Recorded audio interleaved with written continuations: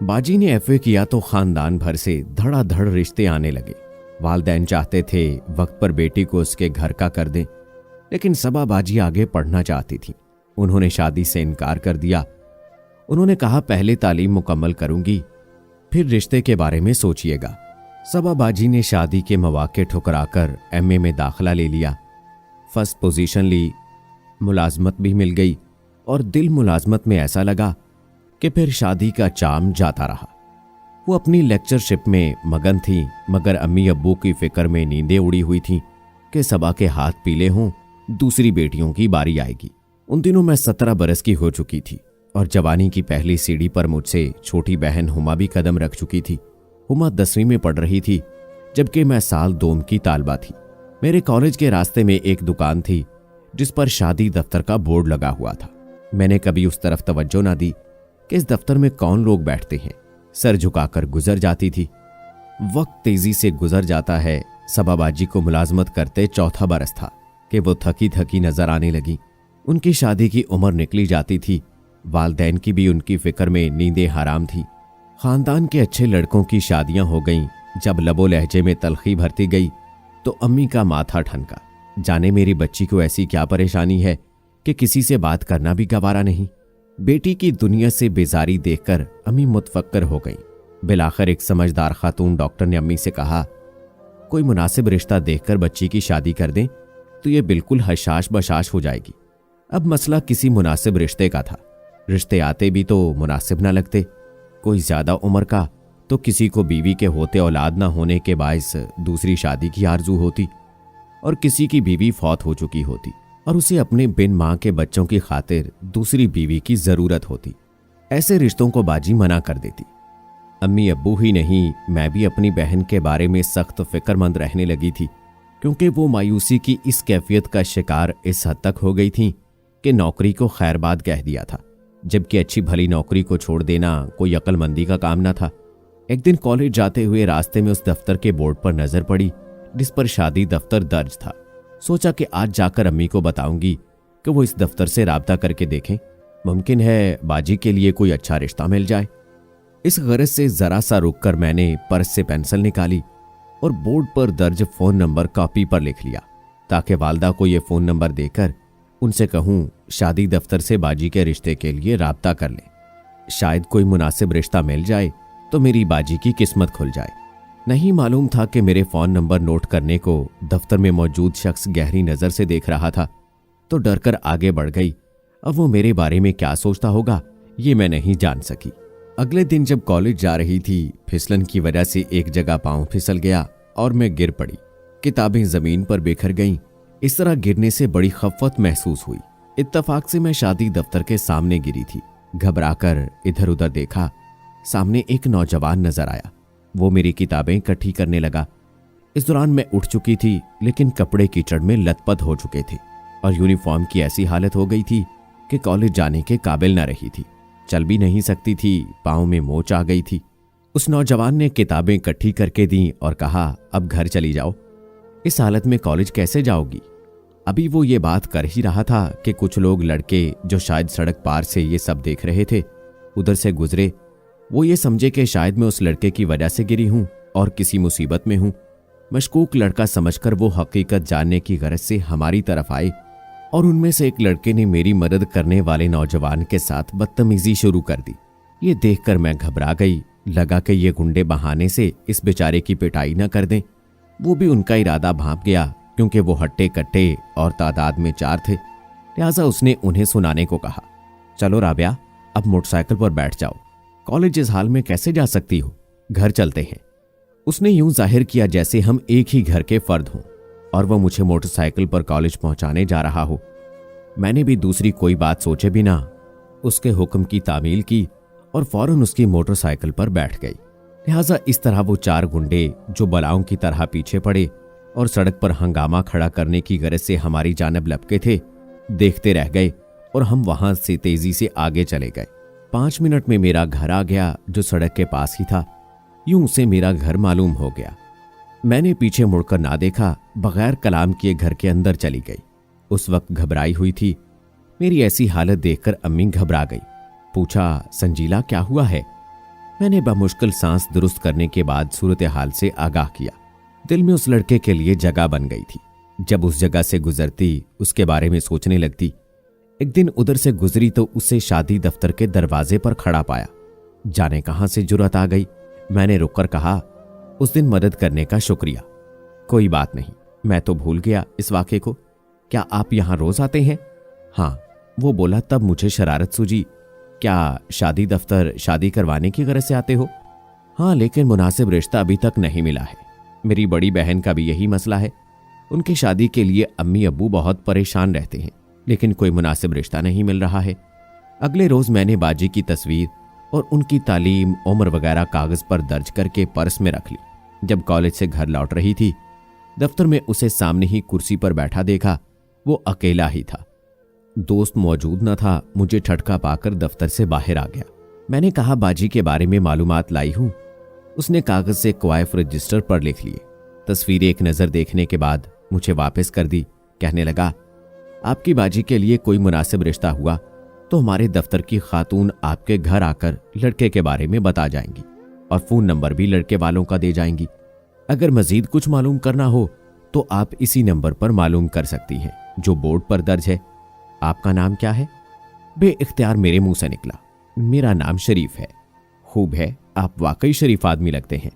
अल्लाह जाने क्यों मैंने ऐसा कह दिया। बाद में सोचती रह गई कि ये बात कहना भी चाहिए थी या नहीं। एक दिन वो शादी दफ्तर में बैठा नजर आया। मुझे देखकर बाहर आ गया।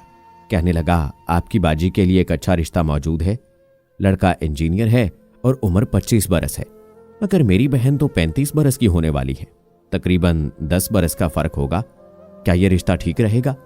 कहा, आपके लिए तो सही रहेगा, लेकिन अपने लिए तो आपसे नहीं कहा था। मैंने बात काट दी और खफगी से उसे देखा। माफ कीजिएगा, मैंने वैसे ही कह दिया। वैसे शादी तो आपको भी करनी है। अभी नहीं, पहले मैं अपनी तालीम मुकम्मल करूंगी। उसने कहा, संजीला, अपनी वालदा को लाइए।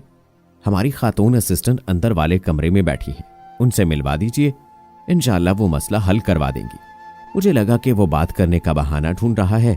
कल लाऊंगी उन्हें। मैंने जान छुड़ाना चाहिए।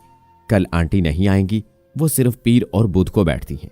आपका घर 5 मिनट के फासले पर है, अभी ले आइए तो मिलवा देता हूं। फिर मैं भी दुबई चला जाऊंगा। अपने बड़े भाई के पास वो बुला रहे हैं।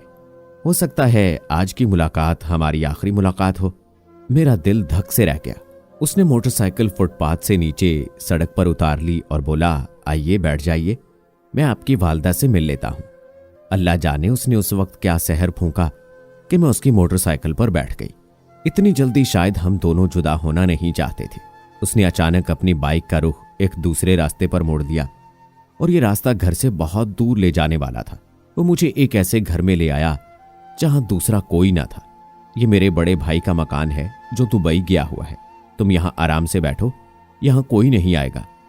उस रोज मैं और शरीफ काफी बेतकल्लुफ हो गए और हम में इजहार मोहब्बत भी हो गया।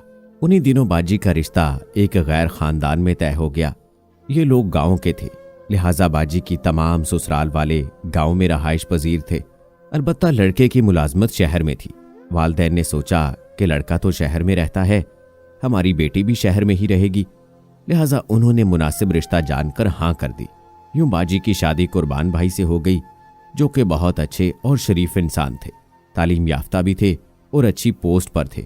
उनकी जिम्मेदारी थी। बाजी की अच्छी किस्मत थी कि हमारी सोच से भी बेहतर दामाद मेरे वालिदैन को मिल गया और वो अपने घर सेट हो गई।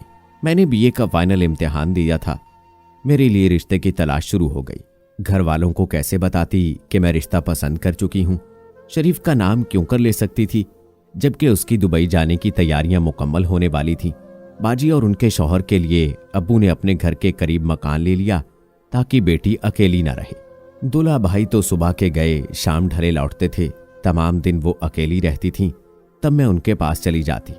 उन्हीं दिनों बाजी का देवर उनके घर आकर रहने लगा, जिसका नाम मुदस्सिर था। उसके लिए दूल्हा भाई किसी अच्छी मुलाजमत की तलाश में थे। खुशकिस्मती से बहुत जल्द मुदस्सिर को मुलाजमत मिल गई और वो बाजी के घर ही रहने लगा। ये हंसमुख, खुश शकल और खूबसूरत नौजवान था और अभी तक गैर शादीशुदा था। बाजी का ख्याल था कि संजीला की शादी मुदस्सिर से हो जाए तो हम दोनों बहनें इकट्ठी रहेंगी, लेकिन मैं तो दिल में शरीफ को बसाए हुए थी। बाजी ने अम्मी से जिक्र किया और अम्मी ने अब्बू को कायल कर लिया। मैं इस मिली भगत से घबरा गई और उससे कहा कि तुमसे अकेले में बात करनी है। बोला, आज मुझे जरूरी काम है, ऐसा करो कि कल तुम मेरे भाई के मकान में आ जाना, मैं वहां ठीक 3 बजे पहुंच जाऊंगा। अगले रोज 3 बजे उसी मकान में पहुंची तो वहां अभी तक शरीफ नहीं आया था, लेकिन उसकी जगह एक और शख्स मौजूद था।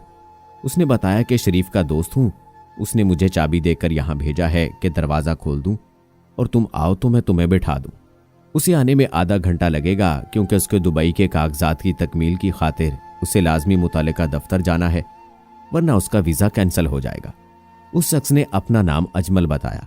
खाने पीने की चीजें पहले ही मेज पर रखी हुई थीं। इसरार करके चाय दी तो मैं लिहाज में घूंट घूंट पीने लगी। दरवाजे पर निगाहें लगी थीं कि अभी शरीफ आ जाएगा। चाय की प्याली खत्म हुई थी कि मुझ पर गनूदगी तारी होने लगी। न जाने उसमें क्या नशा था, मैं गिरने लगी।